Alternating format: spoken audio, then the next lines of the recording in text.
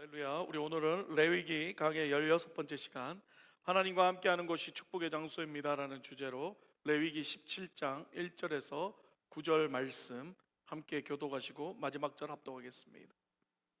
여호와께서 모세에게 말씀하여 이르시되 아론과 그의 아들들과 이스라엘의 모든 자손에게 말하여 그들에게 이르기를 여호와의 명령이 이러하시다 하라.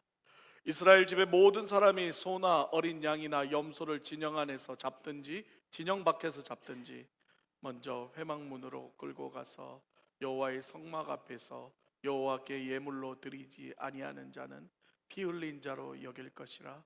그가 피를 흘렸은즉 자기 백성 중에 끊어지리라. 그런즉 이스라엘 자손이 들에서 잡던 그들의 재물을 회막문 여호와께로 끌고 가서 제사장에게 주어 화목제로 여호와께 드려야 할 것이요, 제사장은 그 피를 회막문 여호와의 제단에 뿌리고 그 기름을 불살라 여호와께 향기로운 냄새가 되게 할 것이니라. 그들은 전에 음란하게 섬기던 숫 염소에게 다시 제사하지 말 것이니라. 이는 그들이 대대로 지킬 영원한 규례니라. 너는 또 그들에게 이르라. 이스라엘 집 사람이나 혹은 그들 중에 거류하는 거류민이 번제나 제물을 드리되 함께요 회막문으로 가져다가 여호와께 드리지 아니하면 그는 백성 중에서 끊어지리라. 아멘. 자, 오늘은 이제 레위기 이제 벌써 16번째 시간입니다. 자, 오늘 레위기 말씀 속에서 하나님께서 우리 삶에 주시는 이 장소, 이 장소의 영적 의미에 대해서 좀 함께 묵상해 보려고 합니다. 자, 우리는 살아가면서 수많은 장소를 경험하고 살아가지요. 가장 기본적인 우리의 집이 있고, 일터가 있고, 우리 아이들은 학교가 있고, 우리가 또 병원, 카페, 시장, 마켓, 뭐 수많은 장소를 우리는 접하고 살아갑니다. 그리고 그 모든 장소들은 우리의 삶과 직접적으로 연결되고 있다는 거죠. 그만큼 장소라는 것은 우리의 삶에 중요한 역할을 한다는 거예요. 자, 오늘 본문에서 특별히 하나님께서 이 특별한 장소에 대해 언급을 하십니다.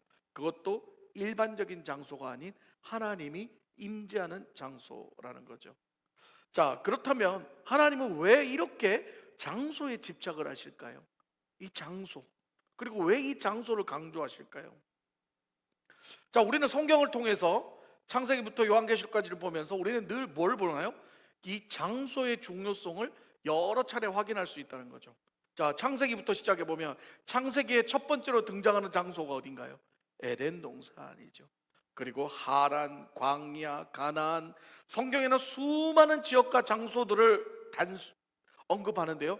이러한 장소들은 단순한 지리적 위치를 넘어서 영적 깊은 의미를 담고 있다는 거죠. 하나님은 이스라엘 백성에게 명확하게 말씀하고 계십니다.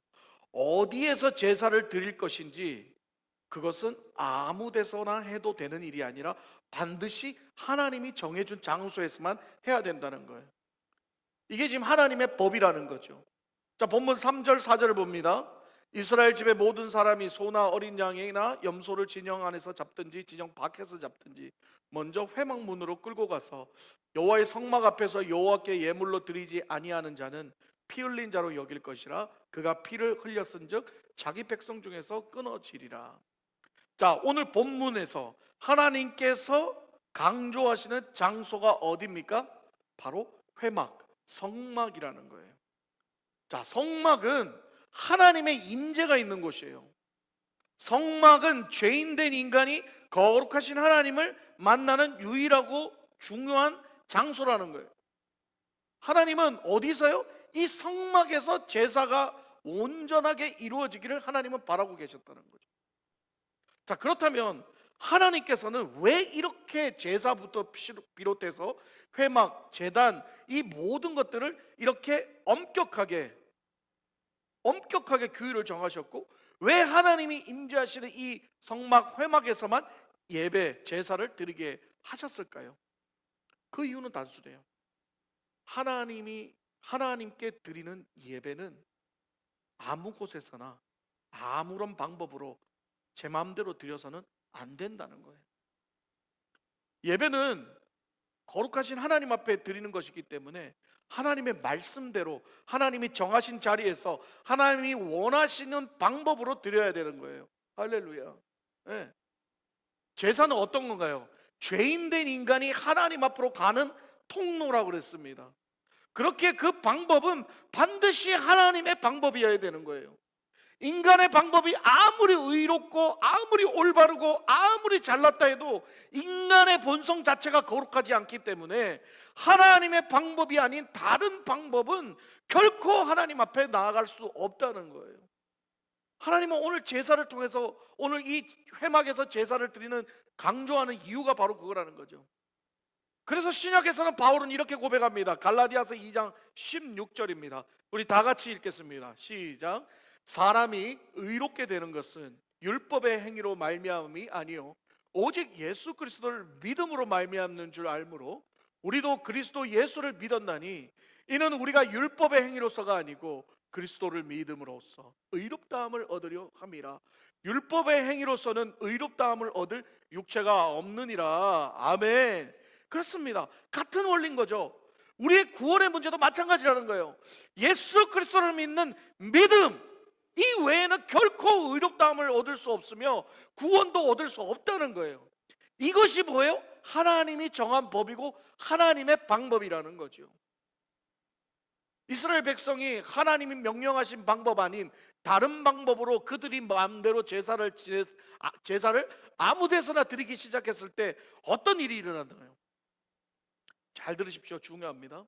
하나님의 명령, 하나님의 방법이 아닌 인간의 방법으로 자신의 뜻대로 예배를 드리고 제사를 드리게 되면요, 제사를 드리는 주체가 바뀌어버립니다. 그 예가 바로 금송아지 사건. 그들은 리더인 모세가 사라지자 그들은 바로 자신들의 방식대로, 자신들의 제사 방법대로 만든 누구를 섬기는 거예요? 금송아지에게 제사를 드리는 우상 숭배를 저질렀다는 거예요. 이게 문제라는 거죠.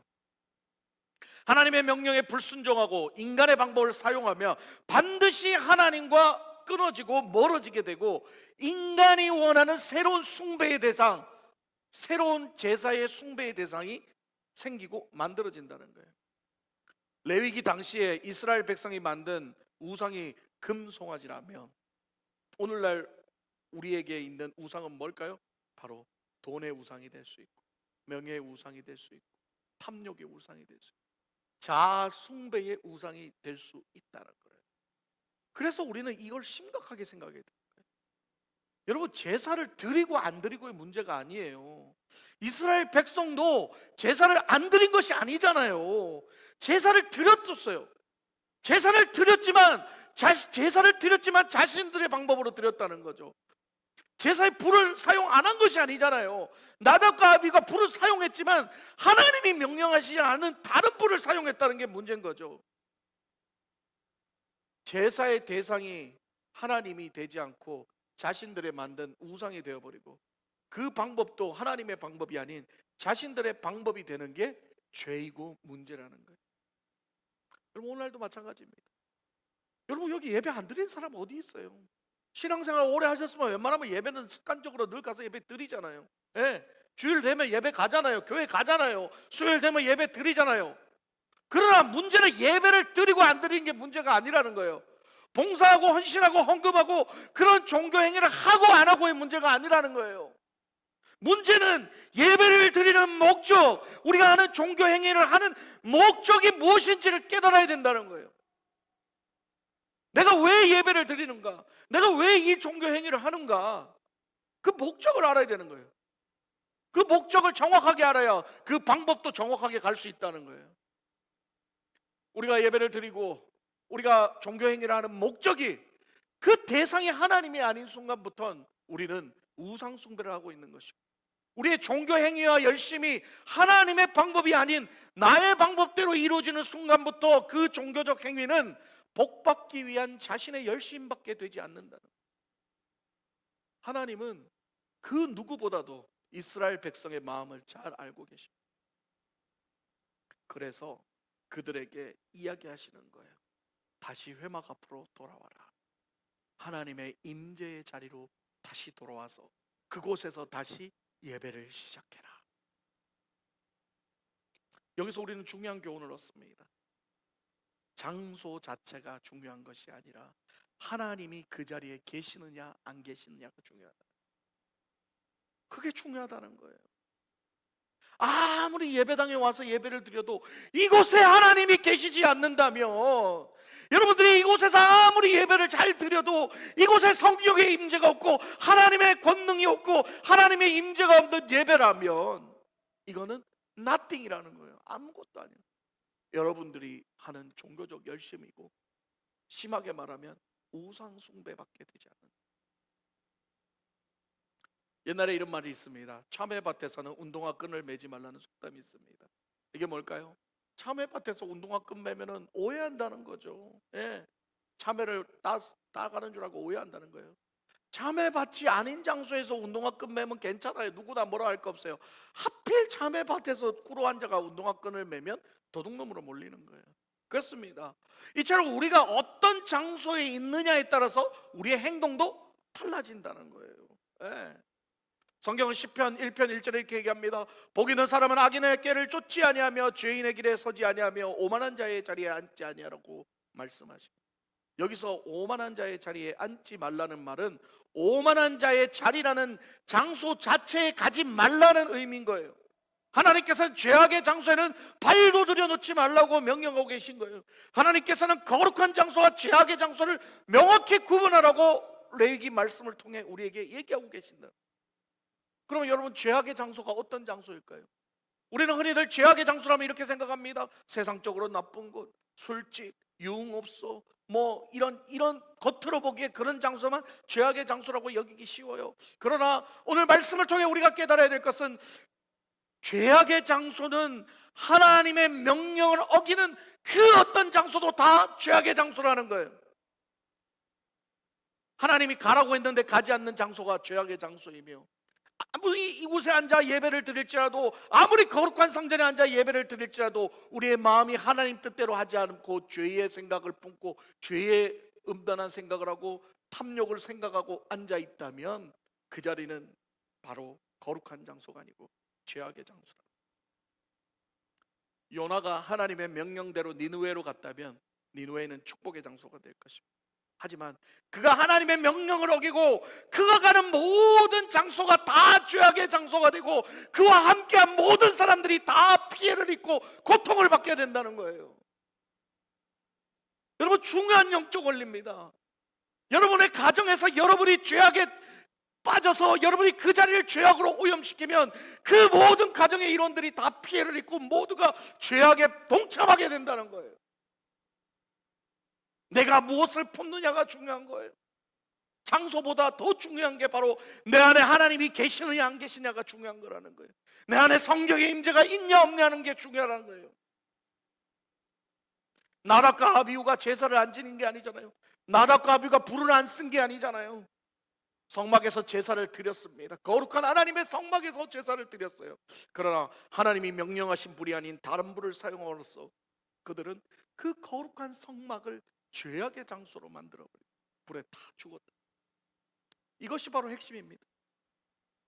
하나님의 명령을 어기는 것이 죄악이고 그 죄악이 있는 곳은 어디든지 다 죄악의 장소라는 거예요. 우리 인생도 마찬가지입니다. 하나님의 명령대로 순종하며 살아가는 것이 축복이고 하나님의 명령대로 살지 않는 것이 바로 저주이며 죄악이라는 것을 우리는 깨달아야 됩니다. 지금 서 계신 곳이, 지금 여러분이 서 계신 곳이 어떤 곳입니까? 그것이 축복의 장소입니까? 아니면 죄악의 장소입니까? 그것은 바로 여러분 스스로가 잘 알고 계실 거예요. 내가 서 있는 이곳이 하나님의 명령에 순종하여 있는 자리라면 그곳이 세상적으로 볼품없는 자리고 연약한 자리고 힘든 자리일지라도 그곳이 가장 축복된 자리인 줄 믿습니다. 반대로 내가 서 있는 곳이 내 뜻대로 내 마음대로 살면서 내가 만들어 놓은 나의 왕국이라면, 내가 쌓아놓은 내 방법대로 만들어 놓은 나의 왕국이라면 그곳이 세상적으로 부유하고 아무리 세상 사람들이 본받다 할지라도 부러워할지라도 그곳은 저주의 장소요 최악의 장소라는 걸 성경은 우리에게 이야기하고 있다는 거예요. 그러므로 우리 이제는 본문을 통해 다시 한번 깨닫기로 합니다.